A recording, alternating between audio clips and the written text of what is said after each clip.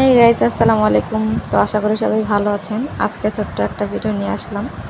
এটা ছিল আমরা শুক্রবার একটু বাইরে গেছিলাম, আর আমি দেখাচ্ছিলাম যে আমার স্কিনের মধ্যে গরমের কারণে কত দানা দানা উঠছে। আর এখানে মিন্নাত ছিল, সাফওয়ান ছিল, সাফনার মেয়ে মিয়ার, সাফনার বাবা, আমরা সবাই ছিলাম।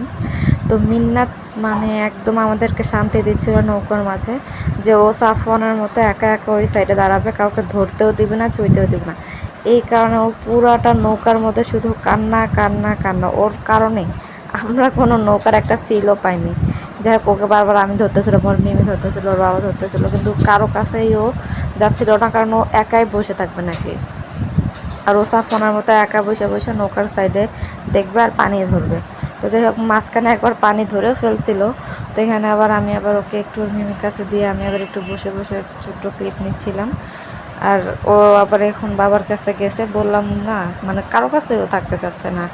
তো একবার এর কাছে, ওর কাছে, ওর কাছে, এরকম করে করতেছিল।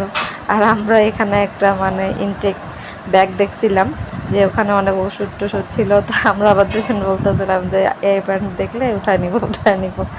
আসলে মজা করতেছিলাম এইভাবে। আর এখানে একটা লঞ্চ বলতে ছোট নৌকোগুলোর মধ্যে ছোট ছেলেরা একটু মানে নাচানাচি করতেছিল। এটা দেখে আবার সাফান, আমি যাবো, আমি যাবো। আর এগুলো দেখতেছিলাম। যখন বড় বড় এই যাচ্ছিল, তখন পানি এবার ভালো ধরো না, তো ব্যথা বাবা মানে আসলে নৌকা দিয়ে ঘোরার মেন উদ্দেশ্যটাই ছিল আসলে যেন একটু প্রাকৃতিক বাতাসটা পাওয়া যায়। আর যেহেতু এটা বুড়িগঙ্গার, এটার মধ্যে কোনো প্রাকৃতিক ফিল পাইতেছিলাম না আমরা। ওর বাবা দেখছিল যে পানি অনেক খুব বেড়ে গেছিলো, তো এর কারণে আমাদের বলতেছিল যে আচ্ছা চলো তোমাদের কাছে নৌকা দিয়ে ঘুরাই। তারপর আমরা যাওয়ার পরে দেখি যে না, পানি আবার নেমে গেছে। যাকে এভাবে ঘুরতেছিলাম। আর মিন্নাতের কথা আর কি বলবো, ওর জন্য কোনো মজাই পাইনি। আর গরমের কারণে আর ভালোও লাগতেছিল না। আর এই নৌকাটা আমরা ঘন্টা হিসেবে ভাড়া নিচ্ছিলাম। তো এই জন্য আমরা অনেকক্ষণই, প্রায় 1-1.5 ঘন্টার মতো ওখানে ছিলাম।